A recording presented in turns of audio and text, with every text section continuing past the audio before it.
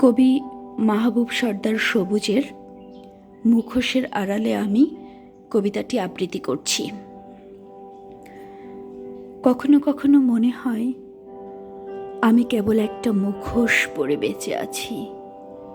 হাসি দেই, কথা বলি, কিন্তু ভিতরে কোথাও চুপচাপ একটা কান্না জমে আছে।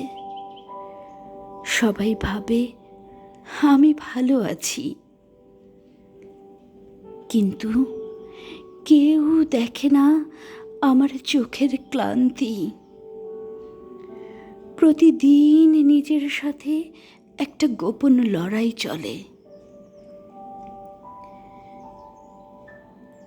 যার কোনো দর্শক নেই, বিচারক নেই, শুধু হার মানা আমি। জীবনের দিকে তাকালেই মনে হয় আমি যেন কেবল হেরে যাওয়া পৃষ্ঠাগুলোর একজন লেখক। সব কিছু রেখে একা কোথাও হারিয়ে যেতে ইচ্ছে করে, যেখানে কোনো প্রশ্ন নেই, নেই কোনো জবাবের দায়। Thank you.